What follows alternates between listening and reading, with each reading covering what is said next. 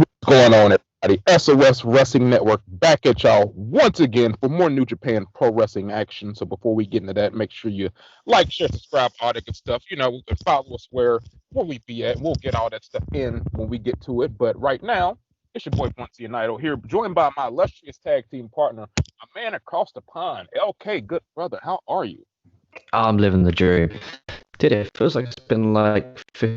I know we say this every time we always do a show that it'll be like 15 years since we do one. It feels fucking crazy how long. Like seriously, it's been. I'm trying to think the last show that we did, but it is because there's so much wrestling and there's this wrestling is never stopping. It's always going to seem like it's been forever once we do one of these things. So, no, I think it might have been around G1 Climax when the last time we did something. I want to say it was around G1. I could be wrong. Yeah, because it was because the YouTube got shut down, didn't it? So it would have been Yep. before that. Yeah, man. So, Oh, dude, that's crazy. That's bro, crazy. yeah, it's crazy, and I don't even think I talked to you about. I know we're sidetracking right now, but I'll talk to you more about this once we get done with the podcast. But I might be in suspect what had happened with that, and yeah, I'm like, okay, that's not cool. But yeah, we'll talk about that more later. But we're here to talk about New Japan Pro Wrestling Well, no, currently. no, well, no, no, no. Let's we do that here. Is this going on YouTube or on your Podbean gimmick? This is going on both of them. Honestly, I'm gonna put this thing on, but it's going on YouTube and it's going on the Podbean. So it's Okay, cool. Well, I'll obviously put both links to both up on SRS.co.uk. Everyone go check that website out. All our podcasts, mine, yourselves, and Ready for Extra is on there. If you want to join, the links are already up in the website stuff to join. If you have your own podcast and want to be part of the network, what is it? What's your suspicions? Because this is also going up on the site which I partly run, so it's kind of like I can take responsibility. Also, what's your actual theory of why the fucking um, bastard shot? what I'm thinking is, man, because John and I we even talked about this. Well, actually, John is the one who brought it to my attention. Actually, we think it was not necessarily anything done by New Japan themselves. We think it was somebody maybe trying to be like a content cop or something, trying to maybe police stuff themselves, and that's what we think could happen with that. And I'm starting to suspect that John might be onto something because it was just weird that these certain channels got targeted, and there are still other channels up have New Japan content, and it's really weird. So I was like, yeah, I think something might be under that. I think I know the account that might have did it too, and it's kind of it's almost like you're kind of like a snitch, but it is what it is. Dude, the thing is that like we never used any fucking New Japan audio, New Japan video. There's no reason for that channel to be shut down. Dude, no, I just literally think it was somebody just targeting us, and they were just like, hey, they copyright struck, and the thing about it, it wasn't even like consecutive videos. It was like one video here, then it'd be like the next five, like one of the next five videos, then it'd be like the next four after that. So it wasn't anything like it was like boom, boom, boom. It was just like, all right, it was just random videos that they were doing that to. Oh man, it's so annoying. It's like how we spent what about 2, 3 years building that up. Dude, yeah, we put a lot of blood, sweat, and tears into that, man. And whoever did it, hey, you'll get what's coming to you. But you know what? It gives us a chance to build back up right now, and I feel like that's kind of what we're doing. Yep, it is what it is, and we'll have to rock and roll. But let's talk about the show. I was just really, I don't think I would have been able to wait till the end of the show. It would have bugged me. It would have made me rush my answers. This show right here, it's so interesting about when we get into this show right now. There have been so many. This is actually going to be the fourth Evil versus Tetsuya Naito match we've gotten this year, and that wasn't a feud that before 2020 that had happened often. Now it's a feud you can almost say a lot of people are really tired of, and for the most part, I think they're kind of right. It's just like, okay, this is the fourth time these guys are wrestling this year. It's kind of a little much, but I understand we had a different kind of situation going on with the worldwide stuff, so it is what it is. And I'm liking how New Japan does their cards now, okay, and this is very different from the pay-per-view that's going to be on later that night, the Full Gear show. And I wish AEW would kind of adopt this. New Japan's only going to run 6 matches on this card, and 6 matches on like a card now in this era, which we've kind of been conditioned to not have extremely long shows. I'm cool with a show that's just a little bit over like 2.5 hours. That's fine by me. You know what I mean? I don't really need at this point a 4 hour show. I just think it's because since the times have kind of changed a little bit. What do you think about that? Okay, I'm totally cool with a 2.5 hour show. Yeah, I think it's better because especially in the the day and age we're in, where we can watch and have access to loads of different wrestling, when you have to spend one day watching 4 hours of a show, it's kind of limits to what you can watch. Whereas this show, if it's 2.5 hours, if Full Gear's three, that's 5.5 hours. That's respectable. But if Full Gear's four, this New Japan show is four. That's 8 hours of your day. And if you're working, 9 hours, 10 hour shift, that's you got 6 hours nap.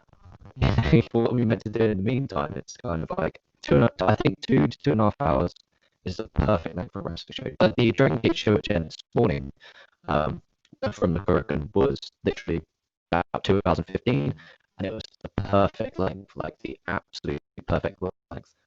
Couldn't fault it.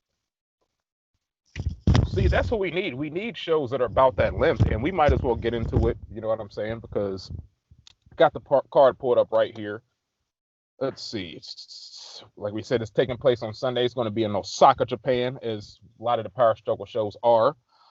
So the first match, LK, we have on the show is for the KOPW, the King of Pro Wrestling Provisional Championship. We have Toru Yano taking on Zack Sabre Jr. right here, and we actually have Toru Yano coming off a really hot G1 performance to start it off.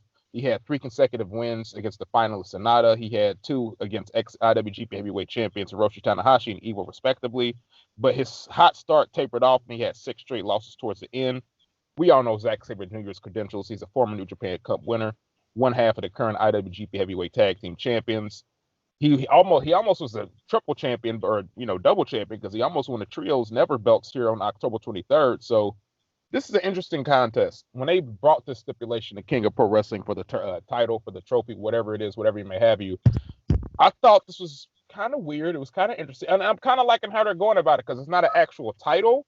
It's more or less it's kind of like almost like a hardcore title is how I'm kind of envisioning this trophy. So with that being said, I'm wondering what the match stipulation is going to be, because I guess the winner or the champion chooses the match stipulation. So with that being said, I got to go with Toru Yano, because if he's choosing the match stipulation, then the balls is pretty much in his favor. Okay.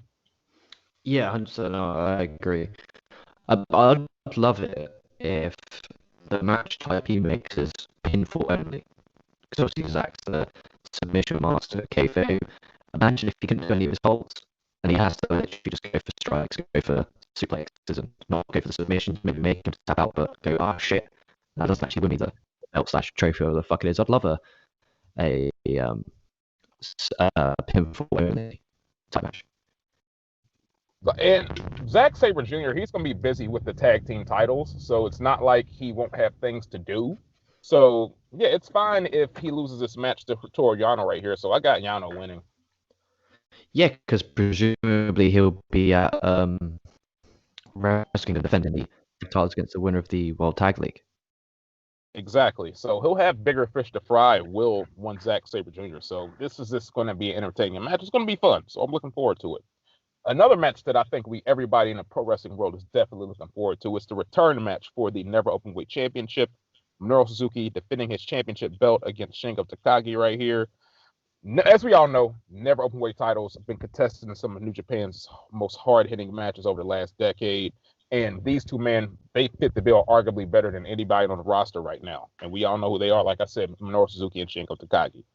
After defeating then champion Hiroki Goto to claim his first singles title in New Japan, Takagi reigned as Never Openweight champion for 6 months until he lost to the current champion Minoru Suzuki. So neither of these guys, they both were in the same block in G1. Neither one could finish the block with winning the block. But on the last night of Block A, Shingo Takagi was able to get a victory over Minoru Suzuki, and he has a shot here to become a 2-time Never Openweight champion. So with that being said, this will go either way, okay, I feel. But with that being said, I think Shingo picks it up. I really do. I think we're getting a new Never Openweight champion, and I think his name is Shingo Takagi.